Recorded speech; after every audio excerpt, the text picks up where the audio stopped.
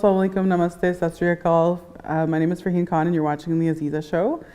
Just wanted to welcome you to the show this week. Last 2 weeks we've had some really great discussions about accessibility, particularly in the month of December.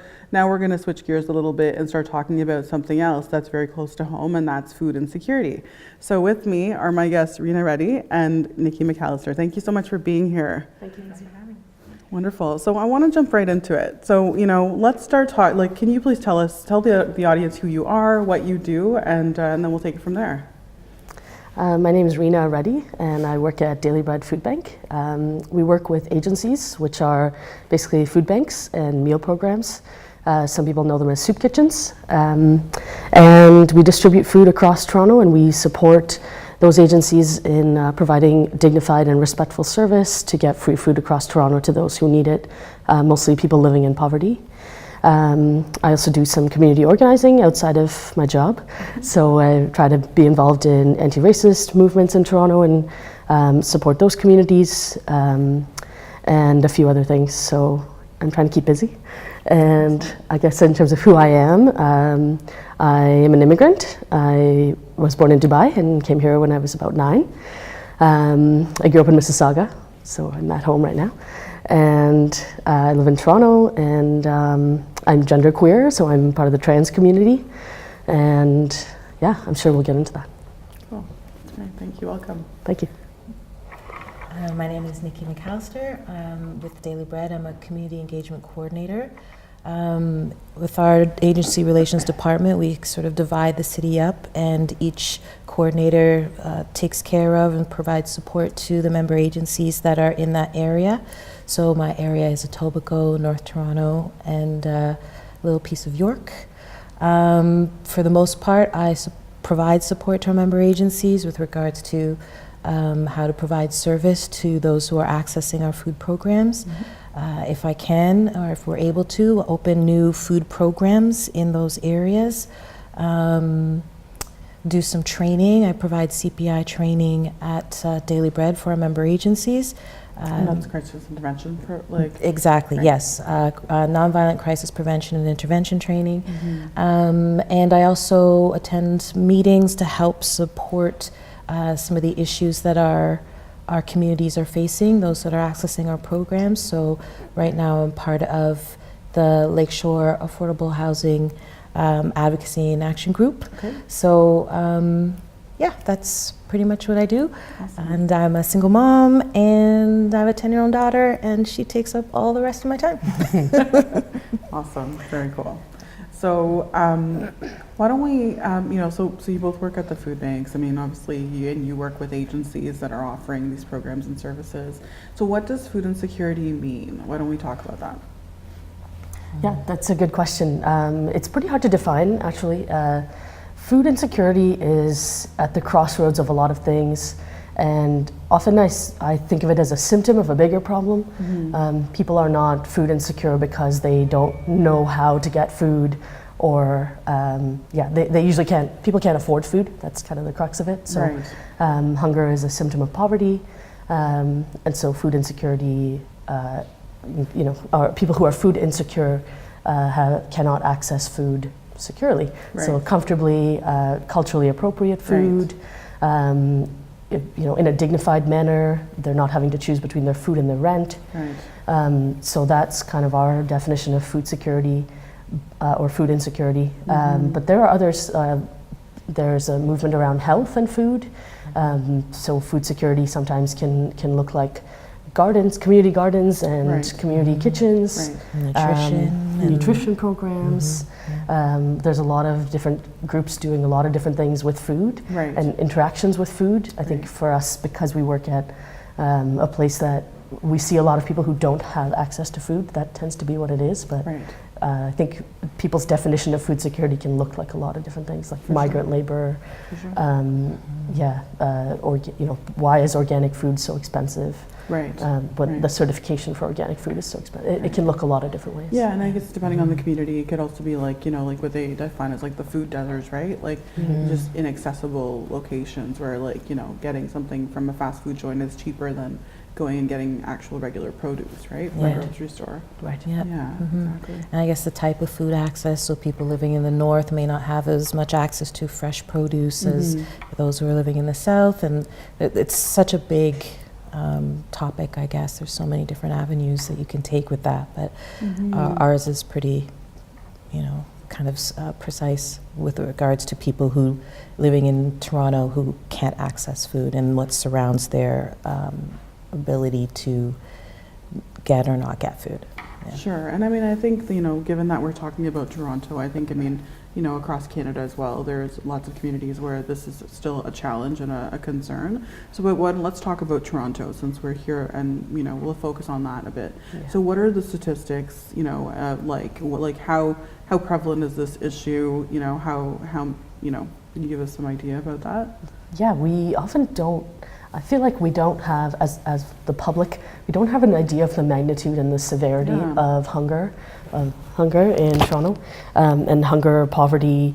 Again, people making those really hard decisions between feeding their kids, feeding themselves, and so the numbers are a little bit hard to come by. But we use numbers of people coming to food banks and using our services. Those numbers are high. We saw more than 900,000 visits last year in Toronto. So, and there's a lot of research out there talking about how the majority of people who need food don't even come to food banks because there's so much stigma around it, or for a variety of reasons. So, the statistics I think that we have are even just the tip of the iceberg. Right. But yeah, we see communities disproportionately affected by hunger as well. The Toronto Poverty Reduction Strategy isolates a couple of community groups. Right. So you look at racialized people, so people of color, Indigenous people, Black people, people with disabilities, single mothers. Right. LGBT people, particularly trans people, because their median income is so low. Right. They're food insecure, and Indigenous and Aboriginal communities in Toronto. 36% of Aboriginal people in Toronto live in poverty. The numbers are pretty staggering when you look at who is dealing with hunger and living in poverty. For sure. And we've seen a lot of growth in the suburbs. So the core, we saw a decrease in the core of 25% of food bank usage, and an increase of 86% in Scarborough and 170% in Etobicoke since the recession in 2008. Right. So we can see that poverty and hunger are moving outside of the core. Right. And into the suburbs. Into the suburbs, yeah, for sure. Yeah, that's pretty good. Yeah. Yeah. Okay, good. So now we're talking about what kind. Can you give us an idea of why would somebody deal with? You talked about poverty. What are the, and the fact that people's incomes are low. What are can you give us some examples of cases or stories that we could kind of talk about that might be helpful for people to understand what this actually looks like? There's so many. There's so many because everybody's lives are so different, right? And so we could talk about rent, because we know rent is just so expensive in this city. And I know myself looking for a place to live. It's wow, it's pretty different since 10 years ago.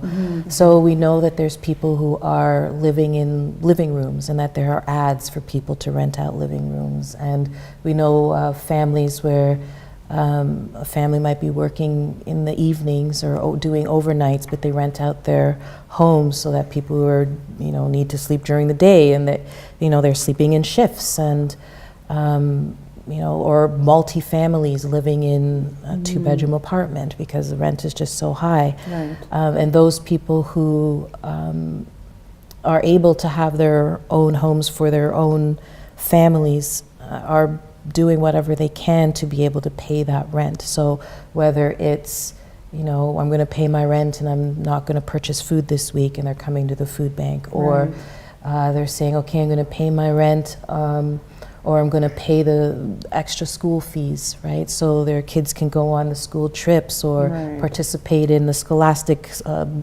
book fairs and all these kinds of things, which means monies are going to these other places and not to food. Tends to be one of those things where it's like, you know what, I can figure this out, or I can deal without, and everything else just takes a precedence, right?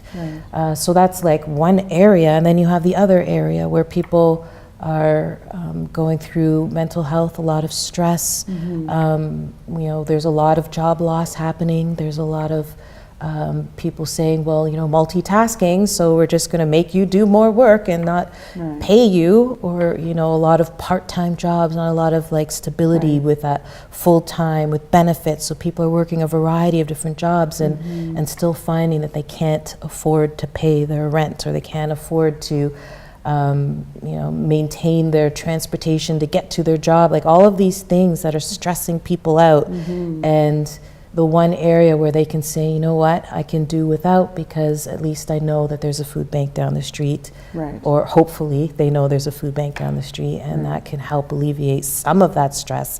But we're living in some very, very stressful times right now, right? And people are doing the best that they can to make do. For sure. And we're seeing huge growth with seniors populations.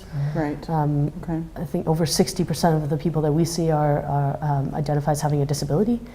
25% of food bank users have a post-secondary degree. So education is not a guarantee. No, exactly. We're just going to take a quick break, and then we'll be back. Okay, we'll be back right after this.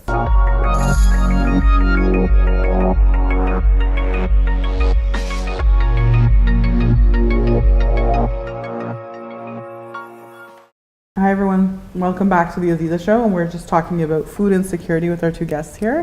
So Reena, before the break you were talking about the fact that 60% of those individuals that come to the food bank that we see are persons with disabilities. So what else do we sort of see in the food banks? We see newcomers, people who are new to Canada. They might not stay for very long or use the services for very long, but certainly that leg up helps people. We see, as I said earlier, Indigenous, Aboriginal folks. They make up 10% of the people that we see, but only 0.5 of the population, so they're hugely overrepresented in poverty. I think with newcomers, we're seeing people come into the downtown core and then leave, and so the numbers spread into the suburbs. Sometimes people don't understand or know how to navigate the systems that we have in place to help people as well, like the OW system or the ODSP disability system. So having just places that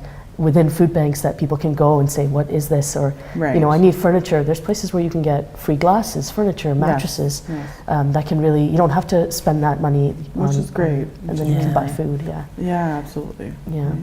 And so what does a food bank look like? Maybe we can give our audience an idea of like, what does it feel like to go into a food bank, and how do people access food? Oh, there's so many different spaces, right? Because many of the member agencies that run programs, it comes from their will, and the space is sort of like, let's see what we can do from whatever space that we have.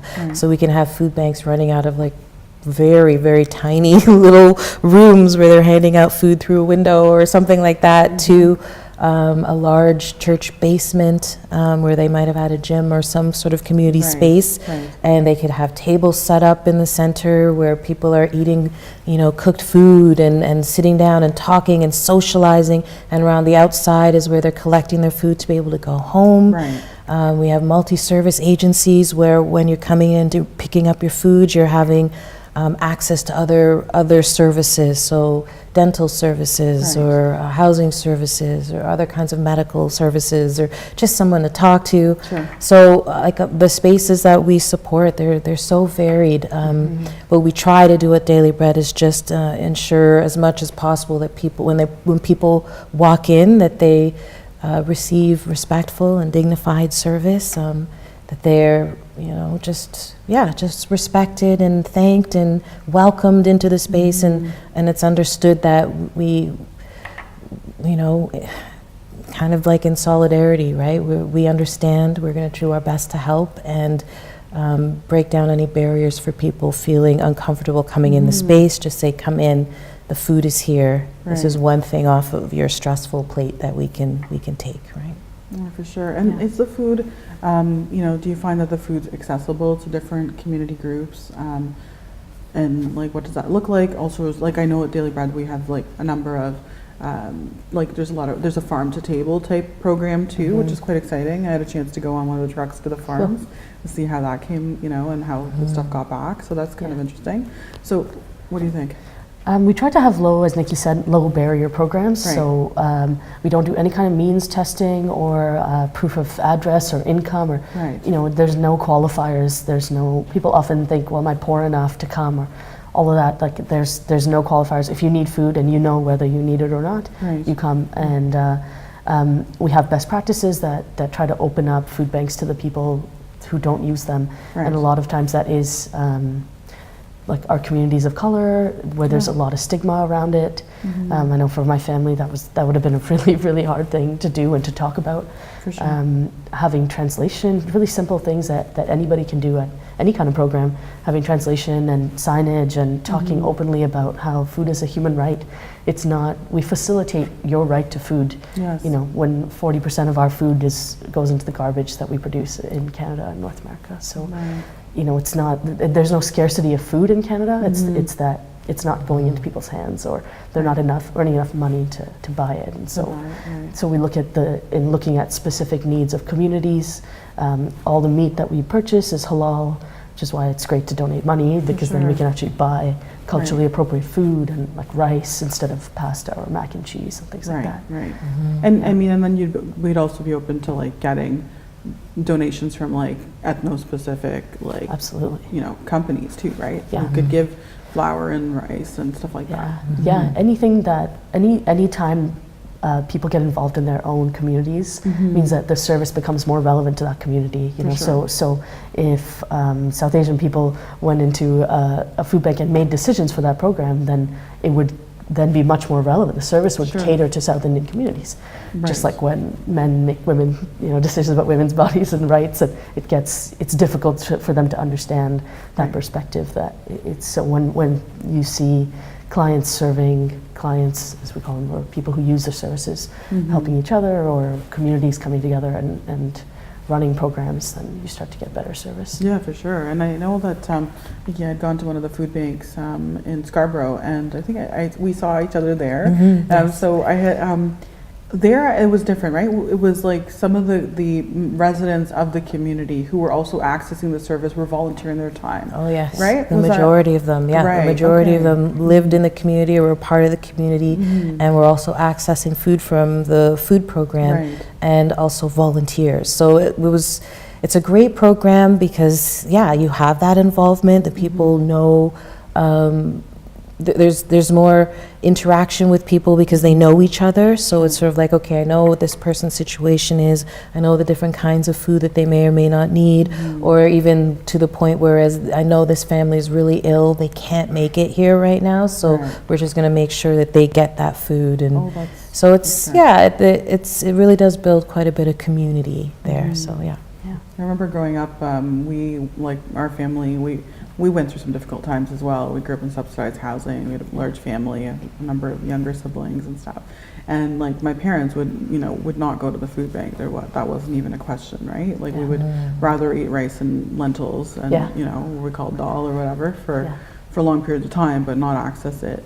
And I remember starting working much younger, like 16. I ended up leaving school and just started working to help like make ends meet and stuff. But the breakfast club was something that I remember going to, because at least the kids then could have their breakfast, right? And then we would volunteer our time, and in exchange, all the kids would have their breakfast, and then we'd go home and everything would be fine, right? In some cases, they would give us like a snack or whatever to take to school too, so that was kind of nice. So it's like, those are the kinds of things that I think sometimes we forget about, right? It's like, what is it like, and that's the reason why I do the work that I do, right? It's partly part of my lived experience. It's like, I don't want people to have to count money out of a jar and start to think about, okay, that's all I have to go and buy a bag of milk, right? Like, because I've been there, it's terrible, exactly. right? Yeah. So what inspires you both to be like, working in this area or this sector? Why is this important to you? I think for me, like similarly, I came here as a 9-year-old, I guess, and yeah, we were immigrants, and we also struggled for many years to make ends meet. Right. And I think as a queer person too, and a person of color, it's those communities kind of coming together for me. Like, you know, food banks are, I think people think of people who use food banks as a certain kind of person. They're not, they're every kind of person. Yeah, they're, exactly. you know, they're people that look like us, they're people who lived like us and maybe had a mental health problem, or the hunger can and poverty can strike anybody, and I think, yeah, I think I felt close to the issue, and I think it's healing in a way to like to, you know, help people that we know what they're feeling, we can understand deeply what their experience is. Awesome. Hear you there. I think mine a little different because there were just a lot of tensions happening in my home environment. So I left my home environment at an early age, so I was about 17. I was, you know, in and out of shelters, and definitely accessed food programs, you know, when I had to, so living on the street here and there. But just getting to know the people who are accessing along with me. When I say that there is a sense of community there, there is a sense of community there, For right? sure. You meet the same people every week, and you get to know the people who are providing the services, and it really helped me a lot to be able to access food from a food bank. So coming to work at Daily Bread, it was also, you know, a form of giving back. And sure. you know, it just, those kinds of experiences never leave you. And I find that whenever I speak to people who have found their way and into some form of a more stable life, or even those that haven't, they really just want to give back, you know, or they identify, they want to help, they want to be a part of this experience. And so, yeah, that was my way back here. That's wonderful. Yeah. Well, thank you both for what you do. It's amazing. That's right. Thanks. So, question: what can somebody do if they're looking to, like, if they're food insecure? What advice would you give? It's tough, like that, you know, food insecure is often, again, people living in poverty, and so they're trying to make ends meet, they're trying to survive. Often, you know, we see people working multiple jobs, single parents. So it's hard to recommend things for them to do. There are supports available, and a lot of places can provide help in navigating those supports. So I would encourage people to go seek that, but they probably already do. You know, people will do what they need to do to survive. But I think it's more for everybody else. As you said, we could normalize things like this. Everyone needs a helping hand. We could donate to programs like this. Sure. Every dollar turns into $5 in our hands. Yeah, that's You wonderful. know, that's Can we huge. talk a little bit about that? Like how far the impact goes, right? Like, and what can people do in the community? We've only got a few minutes left, so what do you recommend people do in the community? Yeah, I mean, definitely with regards to, you know, making that donation to Daily Bread, dollars go way further, right?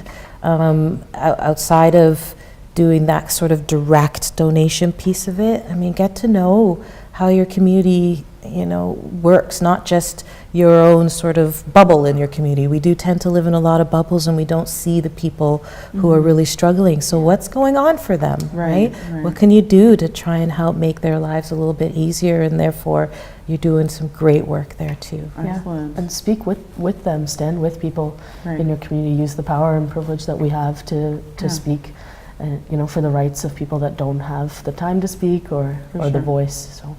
Awesome. Well, thank you both for being on the show, and hopefully we'll see you again. Thanks. Thank you. All right, so until next week, looking forward to speaking to you about another topic that impacts us, but for now, let's just remember that food insecurity is a lot closer to home than we think. Take care.